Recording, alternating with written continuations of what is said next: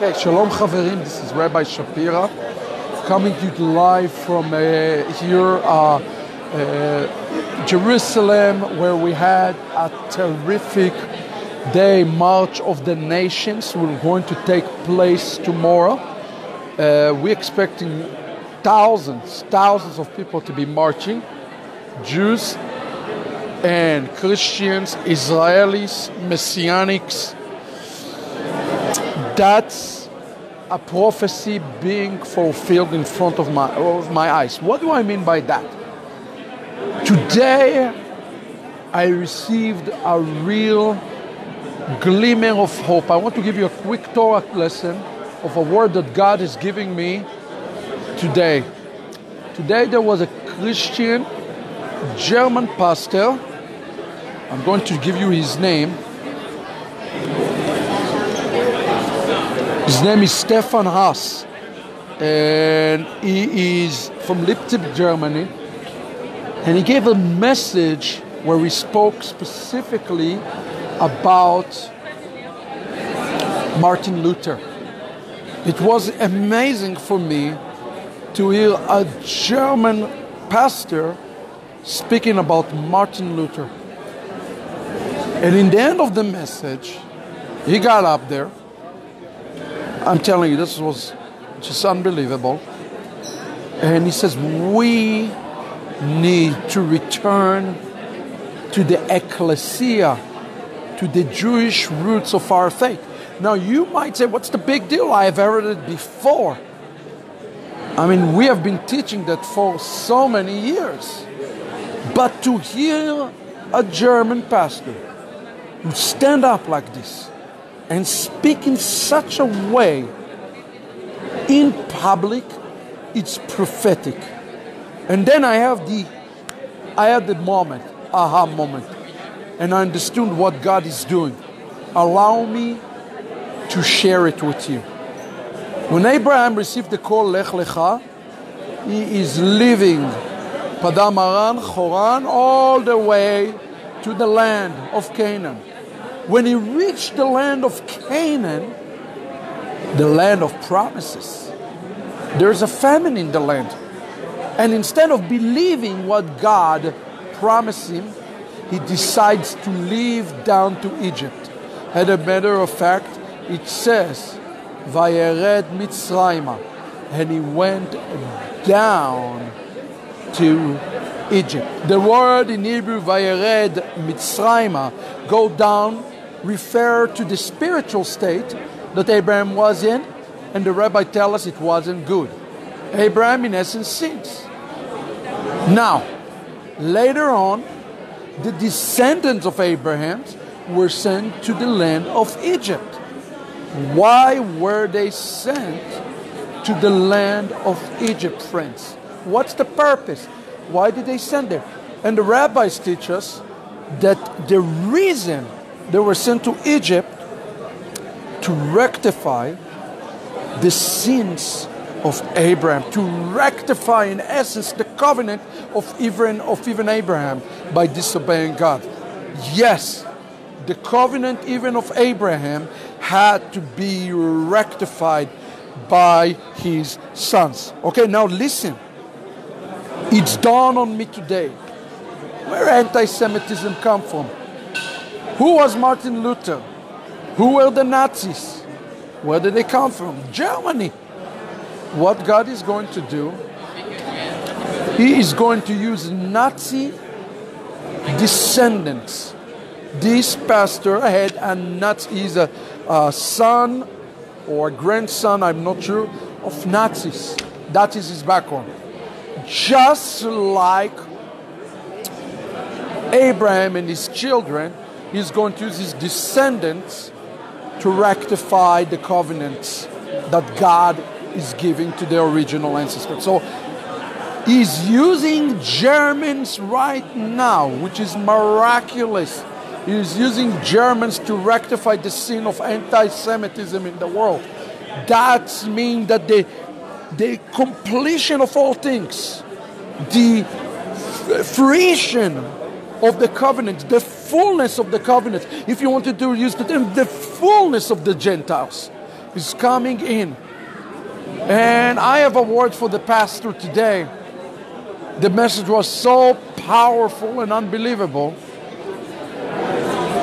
that I had to tell him, please don't compromise this message. Don't change the message. Bring the message in power, strength, and truth forward. It is important for us to continue this process of rectification. And it's not enough to say, I am not anti-Semitic. This is not enough. Any person who diminishes the role of the Son of God, Israel, any person who tries to take away from the role of the Son of God, Israel, in essence takes something out of the Son of God, Yeshua. Please understand it. The Son of God, Israel, and the Son of God, Yeshua, they are one entity that nobody can separate. But somehow in 2,000 years, they've been separated. And now, God using Nazi descendants to rectify the sins of their fathers. And they are talking about, he said, let us return to the ecclesia. Let us return to become a Jewish one human. I have never heard a pastor speaking like this. Well, I did, but not in front of thousands of people. Let's put it this way. And that, friend, is a prophetic moment. And it's not a coincidence. This is happening today. Donald Trump sent all of his delegates here. You don't even understand what's happening here in Israel today. Just listen to the speech by Benjamin Netanyahu. It's unbelievable. This is a historic day. One of the most historic days we have had in the last 2,000 years. And the rectification is happened from the nations. United States of America. The nations are standing up for Israel right now.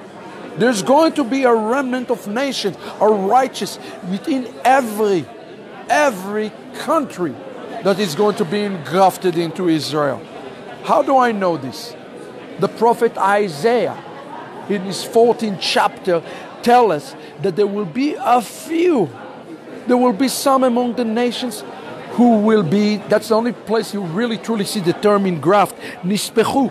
They will cleave themselves to the house of Jacob. What about us today? Are you part of the solution or are you part of the problem? We have taken a very strong stand against any anti-Semitism. Yes, I cannot generalize it on everybody and everything, but if you use the term Hebrew roots, it is a form of anti-Semitism because you are diminishing the role of the Jewish people. Yes, if you take upon yourself strange theologies, two houses, well, I'll get into too much definition, sacred name, calendar, whatever it is just like you saying, I hate the Jewish Messiah, okay? It's the same, there is no difference. Please understand that the nation, though, have a great responsibility. And their responsibility is to rectify the name of Yeshua. And he is looking for those righteous nations, righteous going, who say, we want to be part of this one new man. But this one new man is going to be a Jewish one new man, okay? And we are ready to change our identity because we love the Son of God, Israel, and because we love the Son of God, Yeshua, so much. This rectification is the final step, if I understand correctly in scriptures, that will lead to the fullness of the Gentiles. We are experiencing the fullness of the Gentile. I spoke to the pastor today. He doesn't know what it means to hold on to the garment of a Jew. Not yet. But he knows something. He knows that he wants to be part of the Jewish people. Okay? He knows that the church have to be Jewish. And the Jews do not have to adopt to the church the way we think Jewish people have to adapt to the church. No, it's the other way around. The nations will be restored to the Jewishness of their faith, the Jewishness of the root of the Messianic, the true, authentic Messianic faith. And before there's going to be a union between Mashiach and all of Israel, there has to be a union between the Jew and the non-Jew. Why? Because God is not a polygamist. He's not going to marry the Jewish people and they say, oh, excuse me, I forgot the Gentiles, so I'm going to marry the Gentile. Our God is not a polygamist. So please, we are asking you today, we devote our entire ministry to reconciliation, to rectification, to see the nations restored, see Israel coming to its fullness. Israel fullness, Romans 11, the nation's fullness in Romans 11 are parallel events. They are not sequential, they are rather a parallel event. And each one of us is called to build this highway. Imagine a highway that is not one lane, but has two lanes. That is exactly what God is building now, and that's exactly what God commanded through the prophet Isaiah when he said, cast a highway, build a highway, remove the blocks for my people so that they can go full speed ahead. I believe Israel's salvation. I really believe that through the action of Trump, I was with the taxi driver and I spoke to him, to the taxi driver, and I asked him, what does he think? He said, this is one of the happiest days I can remember in my life. And he says, I believe that Trump is going to bring Mashiach. He said, wait, maybe Trump is the Mashiach. I said, no, he's not the Mashiach. But he said, yeah, you're right, he's going to bring Mashiach. And that's what is happening. The Mashiach and the Geulah is hastened when the nations are awakened. Why we have Yeshivat Shuvu? Because I want to see the nations just as much as I want to see the Jewish people preparing for this glorious wedding. Think about it.